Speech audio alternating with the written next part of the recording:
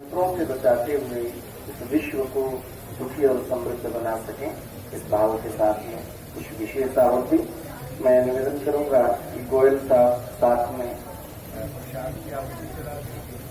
श्रीवास्तव जी भी साथ में प्रसाद की आवृत्ति चढ़ा दें और केवल ये सामग्री और प्रसाद की विशेष 4 आवृत्तियां प्रदान करेंगे।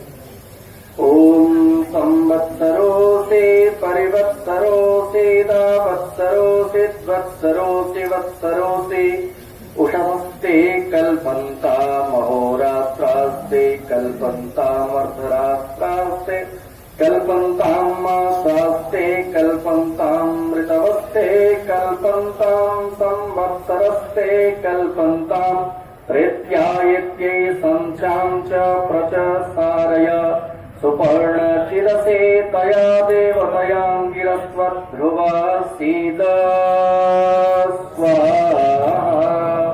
ॐ यमाय यमसुमकरभ्यो वतोका संवत्सराय पर्यायिणीं परिवत्सराय विजातामिलवत्सराय विद्वरे विद्वत्सराय तिष्वद्वरिं वत्सराय विजरजरा संवत्सराय पलिग्नीं ऋभ्योऽसिं सन्दं साधयेभ्य चरमन् स्वाहा। ॐ द्वादशारं महे तज्जराय वर्तते चक्रं परिद्यामृतस्य आपुत्रावगने मिथुना सुवत्र सप्तशतानि विंशतिश्चतस्तुः स्वाहा। ॐ यस्य मासा निर्मिता त्रिंशत्सदरा संवत्सरो यस्मान्निमर्मितो द्वादशारः अहोरात्रार्थे पर्यन्तो नापुस्तेनौदनेनातितराणि मृत्युम् स्वाहा। ॐ रेतं च सत्यं च वेदात् का अर्थ होता है कि चित्रा नक्षत्र है और चित्रा नक्षत्र उस महीने की पूर्णिमा के दिन चित्रा नक्षत्र होता है, इसलिए उस महीने का नाम होता है चैत्र। जब हम वैशाख बोलते हैं उसका अर्थ होता है कि उस खास महीने में आने वाली जो पूर्णिमा होती है उस पूर्णिमा को विशाखा नक्षत्र होता है, इसलिए उसका नाम होता है वैशाख।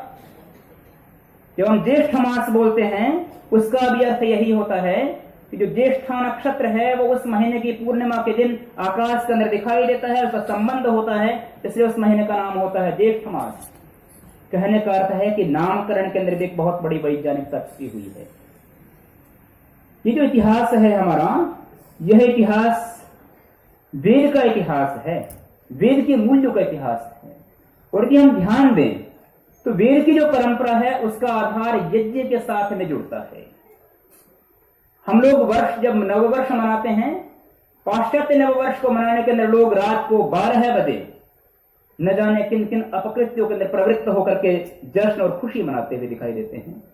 लेकिन भारत का जब नववर्ष आज सुबह जब आचार्य जी यज्ञ करा रहे थे उससे हमें एक संदेश दिया गया, और वह संदेश था कि हमारा नववर्ष जो है वो मानव हित के साथ में जुड़ा हुआ है, मानवीय चेतना के साथ में हमारा स्पंदन स्पंदित होता है, हमारी दृष्टि जो है वो मानवीय चेतना के साथ में जुड़ी हुई है। और यदि ध्यान दिया जाए तो यज्ञ के अंदर बार बार 2 शब्दों का बहुत ज्यादा उच्चारण किया जा रहा था। एक शब्द था स्वाहा और दूसरा शब्द था इदन्न मम।